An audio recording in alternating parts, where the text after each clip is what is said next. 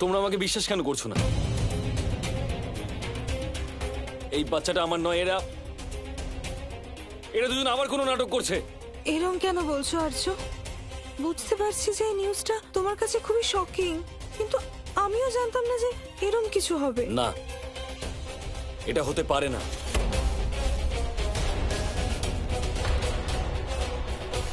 আর্য, মনে করো ওই দিনটা আমরা যেদিন পার্টি করে ফিরছিলাম, আমরা দুজনে খুব নেশাতে ছিলাম।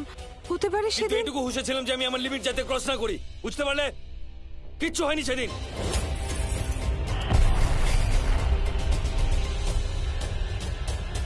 So just shut up and get out. Out! ঠিক আছে মা, তুমি চিন্তা করো না। ও যদি তোমাকে তোমার প্রাপ্য সম্মান না দেয় তাহলে আমরা পুলিশের কাছে যাব, আর পুলিশের কাছে গিয়ে আমরা বলবো যে কেমন করে ও মিথ্যে প্রতিশ্রুতি দিয়ে তোমাকে নিজের কাছে রেখেছিল, আর বিয়ে করার সময় ও বিশ্বাসঘাতকতা করলো। ওর ওপর আমরা রেপের কেস দেব।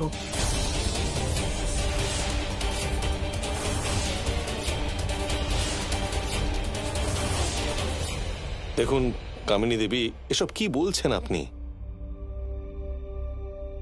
দেখো তৃষ্ণা, মানছি যে তুমি না হয় সত্যি কথা বলছো, কিন্তু তোমাকে এটা প্রমাণ করতে হবে যে এই বাচ্চাটা আমাদের আর্যরই। আর যদি এই কথাটা মিথ্যে হয় তাহলে তোমাদের দুজনকে আমি ধাক্কা মেরে বাড়ি থেকে বের করে দেব। বাবা, তুমি কেন দেখি সব ফালতু অফার দিচ্ছ? আরে ও নাটক করছে এখানে থাকার জন্য।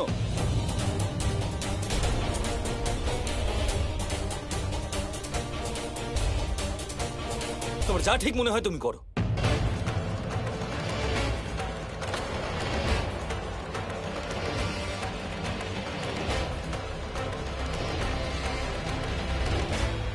একেই বলে বুদ্ধিমানের মতো কাজ।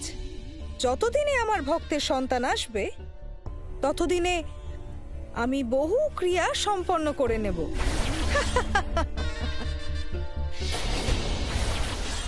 এসো তৃষ্ণা, ওখানে দাঁড়িয়ে দাঁড়িয়ে কি দেখছো? এসো, আমাদের সাহায্য করো।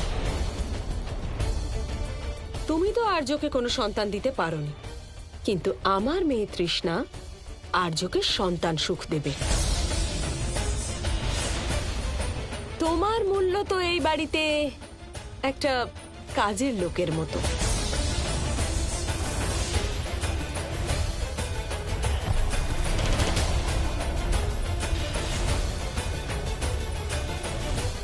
তুমি খুব জেদি।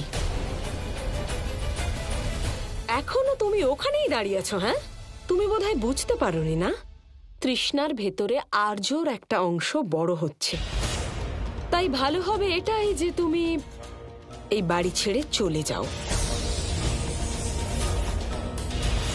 কারণ এখন এই বাড়িতে তোমার আর কোনো প্রয়োজন নেই। কামিনী দেবী, 1 মিনিট। মনে হয় আপনি আমার কথাটা ভালো করে শোনেননি। এখনো কিন্তু কোনো কিছুই প্রমাণ হয়নি, তাই আপনি বুঝে শুনে কথা বলুন।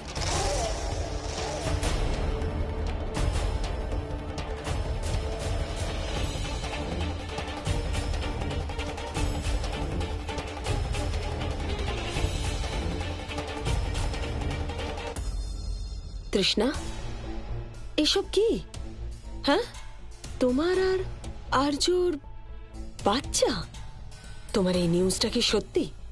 তোমার আর আর্যর মধ্যে কি কিছু হয়েছিল? জানি না মম, আমার কিচ্ছু মনে নেই। আর আমিও খুবই সারপ্রাইজ যে বাচ্চাটা এলো কোত্থেকে। কিন্তু যদি ডক্টর বলছে তো। এটা কি বলছো তৃষ্ণা? আচ্ছা তৃষ্ণা, আর্য ছাড়া তোমার জীবনে অন্য কেউ নেই তো? কি বলছো এটা তুমি মম? আর্যকে ছাড়া আমি অন্য কারোর কথা আর ভাবতেও পারি না। আমার হয়তো মনে নেই কিছু ঠিক, কিন্তু এই বাচ্চা আমার আর আর্যর ভালোবাসার প্রতীক মম।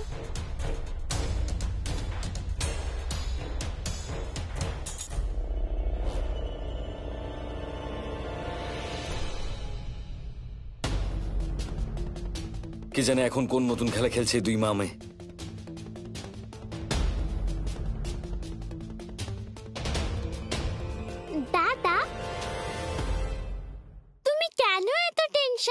করছো। যে মিথ্যে কথা বলে সে ধরাও পড়ে। তুমি আমাকে বোঝাচ্ছ এখানে, কিন্তু সন্তোষী ও তো আমার উপর একটু ট্রাস্ট করছে না। দাদা, আমি যাচ্ছি তোমার সাথে। আমরা দুজন সন্তোষী দিদিকে একসাথে বোঝাবো। কিন্তু আমি কোন মুখে ওর সামনে যাব? এত কিছু করার পর ওর তো এটাই মনে হবে না যে আমি ওকে ঠকিয়েছি, চিট করেছি ওকে। দাদা, আমি যাচ্ছি তো তোমার সাথে। তাহলে আমরা দুজন একসাথে সন্তোষী দিদিকে বোঝাবো।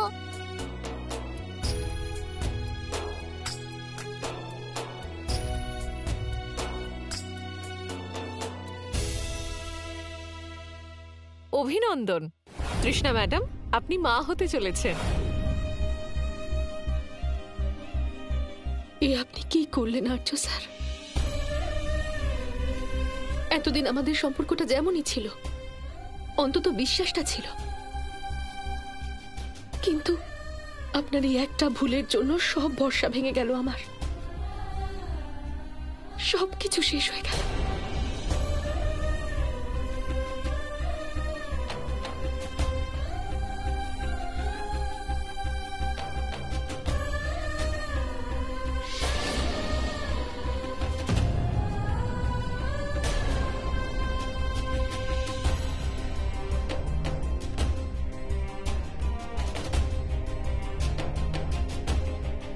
আমি কিছু করি,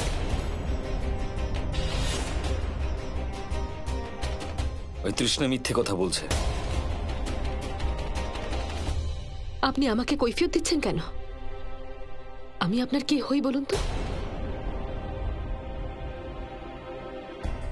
আর তৃষ্ণাকে তো আপনি বিয়ে করতে চেয়েছিলেন, ভালোই হয়েছে।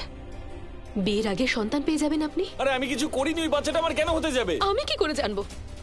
আমি তো সারাদিন আপনাকে পাহারা দিতাম না, তাই না আর্য স্যার? একসাথে উঠতেন, বসতেন,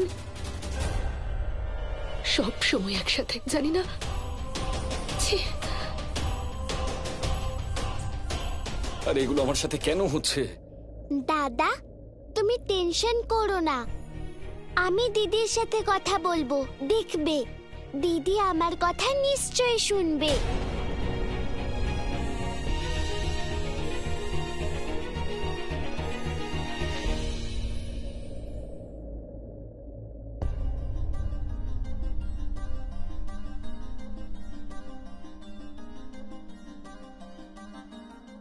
দিদি, দিদি, আমি তোমাকে একটা কথা বলবো। বলো। দিদি, আর্য দাদা সত্যি কথা বলছে। তুমি দাদার কথা বিশ্বাস করছো না কেন? রুদ্রাক্ষী, তুমি এখন অনেক ছোট। কি হলো, কিভাবে হলো বোঝাতে পারবো না আমি তোমাকে, বুঝতে পারবে না তুমি। শুধু এইটুকু জেনে নাও, যা হয়েছে তার ফলে আমাদের মাঝের বিশ্বাস আর সম্পর্ক দুটোই ভেঙে গেছে। জানি আমি একটু ছোট, কিন্তু এইটুকু জানি যে কোনো প্রবলেম হলে কথা বললে সেই প্রবলেম সলভ হয়ে যায়।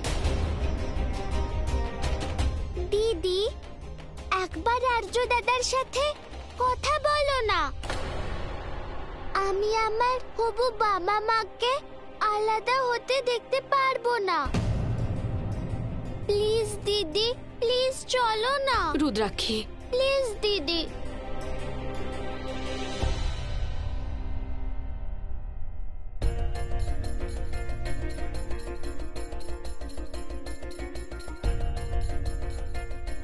সন্তোষী দিদি তোমার সাথে কথা বলতে চায়।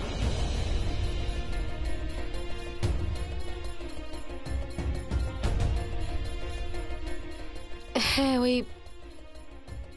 আমি বলতে চাইছিলাম যে আর্য, এই দেখো পেপারে কি লিখেছে দেখো।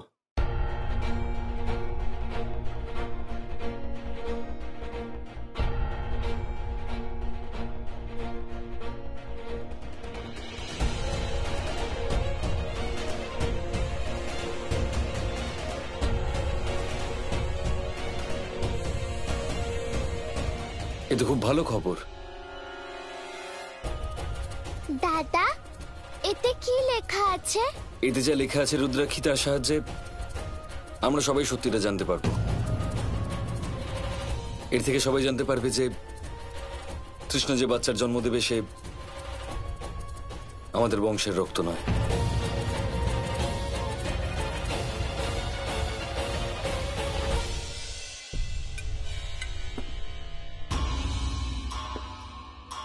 পুষ্পা, ব্রেকফাস্ট নিয়ে এসো, খিদে পেয়েছে। সরি ম্যাম, এই নিন। এত সময় লাগে নাকি?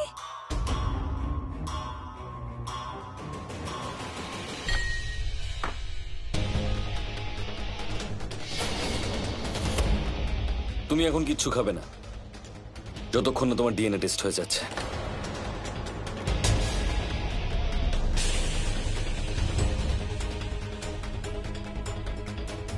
আর্য, তুমি কি পাগল হয়ে গেছো? ডিএনএ টেস্ট বাচ্চা হওয়ার পরে করা হয়। আমিও তাই ভাবতাম, কিন্তু এখন আসলে টেকনোলজি খুব অ্যাডভান্স হয়ে গেছে। এখন ডিএনএ টেস্ট বাচ্চা হওয়ার আগেও হয়ে যেতে পারে। আমি ডক্টরকে ফোন করে দিয়েছি, ওনারা কিছুক্ষণের মধ্যেই চলে আসবেন। আর যতক্ষণ ওনারা না আসছেন আর তোমার ডিএনএ টেস্ট না হচ্ছে, তুমি না কিছু খাবে না কোথাও যাবে।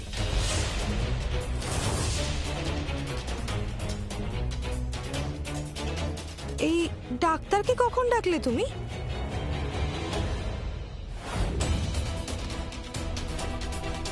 Hello, doctor Banerjee. হ্যাঁ, আমি আপনার আর্টিকেলটা পড়লাম আজকে নিউজ পেপারে। হ্যাঁ, আপনার টিমকে আমার বাড়িতে ডাকতে চাইছিলাম আর একটা টেস্ট করতে চাইছিলাম। আর হ্যাঁ, যদি কোনো পারমিশনের দরকার হয় আমাকে বলতে পারেন, আমি আজই সমস্ত ফর্মালিটি কমপ্লিট করে দেবো।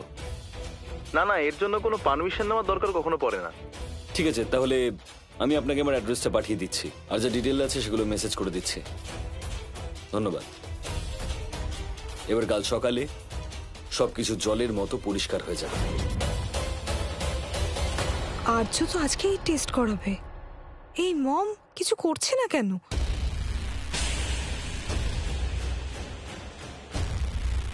আর্য, আমি খিদে সহ্য করে নেব, কিন্তু আমার ভীষণ তেষ্টা পেয়েছে। প্লিজ আমাকে একটু জল খেতে দাও।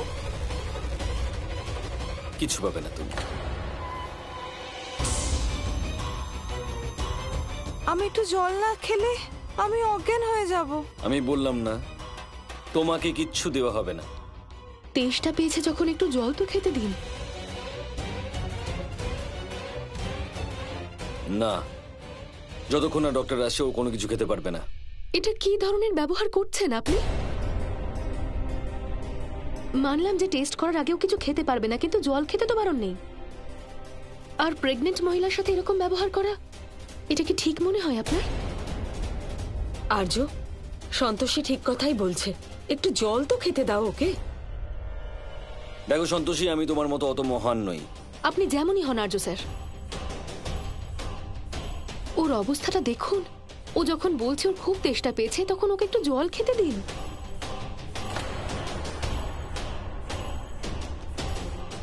ঠিক আছে, জল দিতে হবে না, তাহলে ডাক্তারকে তাড়াতাড়ি ডাকুন। ঠিক আছে, সেটা করছি আমি।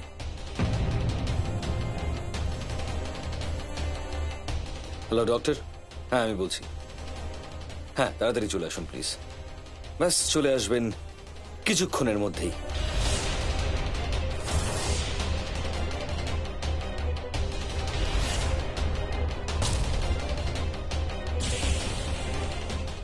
হে ভগবান, কে জানে ওনার আসতে কতক্ষণ লাগবে। আর্য স্যার, ওকে একটু জল খেতে দিন। হ্যাঁ আর্য, নিজের সন্তানকে এভাবে কেন কষ্ট দিচ্ছ? আর একটু সময় দিন, আর কিছুক্ষণ পরেই জানা যাবে যে বাচ্চাটা কার।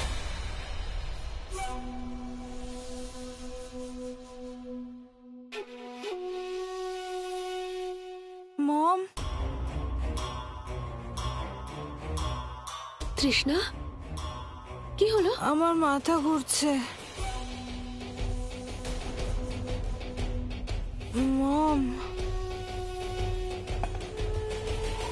এই নাও তৃষ্ণা। দাঁড়াও সন্তোষী, ডাক্তারবাবু এসে গেছেন।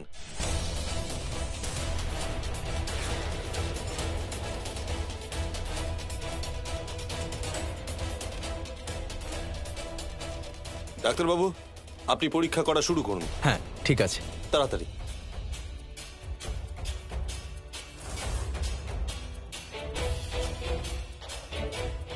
হে দেবী পৌলমী, এখন আপনিই আমাদের রক্ষা করতে পারেন। কিভাবে আমি আমার ভক্তের সহায়তা করব এখন? শুধুমাত্র অসুররাজই কিছু করতে পারেন।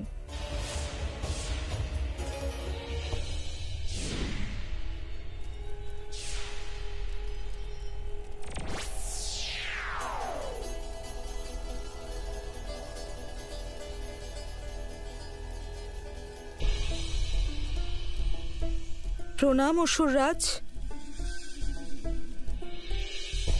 অসুররাজ, আমি ভীষণ বড় বিপদে পড়েছি।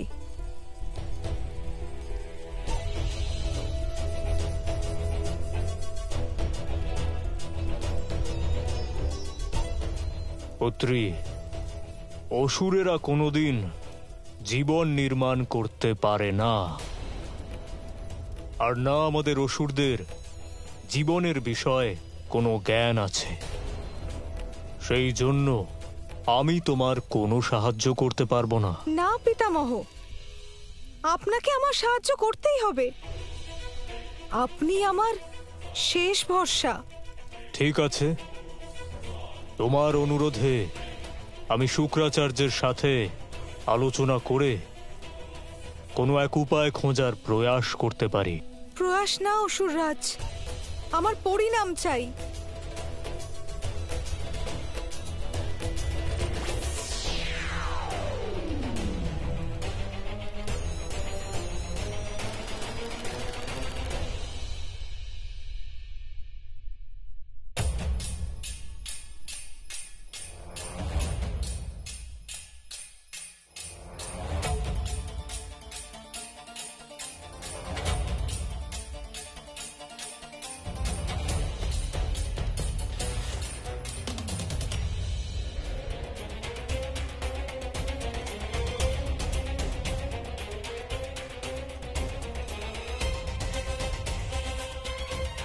আসলে প্রেগনেন্ট মহিলাদের টেস্ট আমরা আমাদের ক্লিনিকেই করি। আপনারা রিকোয়েস্ট করলেন, তাই আমরা এলাম। সব চেষ্টা বৃথা হয়ে গেল। এখন দেবী পৌলমী আমাদের বাঁচাতে পারেন।